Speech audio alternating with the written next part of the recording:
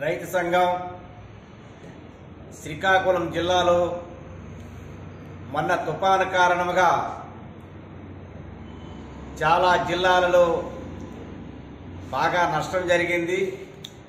అలాగే శ్రీకాకుళం జిల్లాలో ఈరోజు ఓవులు పోసినటువంటి చేలు కూడా తడిసినటువంటి పరిస్థితి కూడా ఏర్పడ్డది.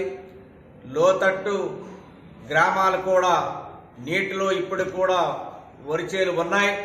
దీని ప్రభుత్వమే దీన్ని పరిశీలించి తక్షణమే రైతులకి ఆ నష్టపరిహారాన్ని అందజేయాలనేది వాటి కోరుకుంటున్నాం.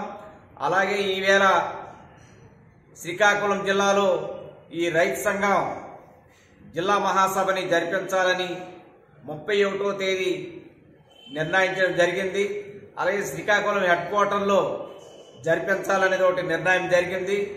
మీరందరూ కూడా సహకరించి అన్ని మండలాల్లో సభ్యత్వాలు కూడా పునరుద్ధరణ చేసి మహాసభ నాటికి ఈ సంఘ సభ్యత్వాలు వసూలు చేసి ఇవ్వాలి.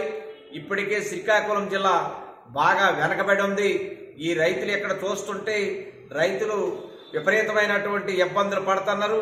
మరికొద్ది రోజుల్లో ఇదేగాను ఆదుకోకపోతే ప్రభుత్వం వలసలు కూడా వెళ్ళిపోవలసినటువంటి పరిస్థితి కూడా ఏర్పడ్డది.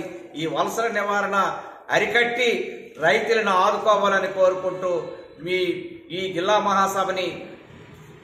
మహాసభని విజయవంతం చేయాలని కోరుకుంటూ 12వ జిల్లా మహాసభ ఈ నెల 31వ తేదీన శ్రీకాకుళంలో జరపాలని ఈరోజు ప్రజా సంఘాలు రైతు సంఘం కన్వీనింగ్ కమిటీ సమావేశం శ్రీకాకుళంలో కన్వీనర్ రామకృష్ణ సమక్షంలో జరిగింది.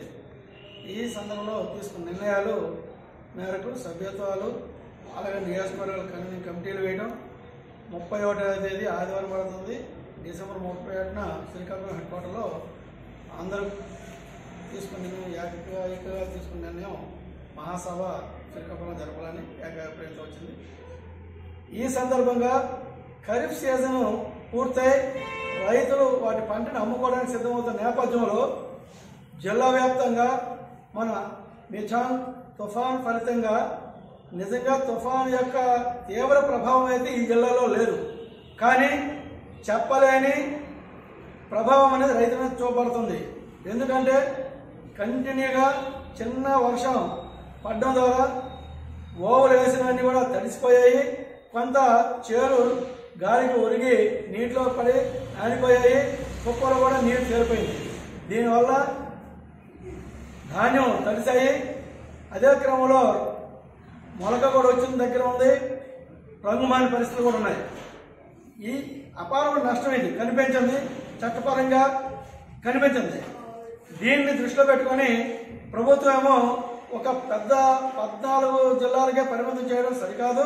ఇది ఈ జిల్లాలో కూడా వర్తింప చేయాలనేది ఏదైతే ఎఫ్సిఐ నిబంధనలు ఉన్నాయో ఈ రంగుమారిన ధాన్యాన్ని లేదా ఇతర ఈ నిబంధనలు ఉన్నాయో ఆ నిబంధనలన్నీ కూడా సడలించి ఇది ఒక జాతీయ విపత్తుగా గుర్తించి ఈ జిల్లాలో ఉన్న పండిన పంటని ప్రభుత్వం నేరుగా సేకరించి మిల్లర్లతో సంబంధం లేకుండా రైతుల నుంచి ధాన్యం సేకరించి డబ్బులు వేయాలని రైతు సంఘం డిమాండ్ చేస్తుంది.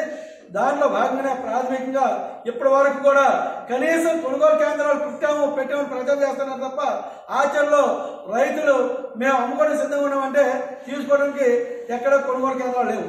అందుకనే రేపు 16వ తేదీన రైతులందరూ కూడా భాగస్వామి కావాలని జయప్రదం చేయాలని ప్రభుత్వం మీద ఈ వాదన ఒత్తిడి కోసం తీసుకురావాలని చెప్పేసి మేము డిమాండ్ చేస్తున్నాం. అందులో భాగంగానే ప్రభుత్వం కూడా ఈ జాతీయ విపత్తును గుర్తించి పంట నష్టాన్ని గుర్తించి నిజంగా ఎక్కడైతే వాస్తవ నష్టం జరిగిందో వాళ్ళని క్షేత్రస్థాయి పరిశీలన చేయండి. సంఖ్యరించి తగ్గిన ఇబ్బంది లేదు.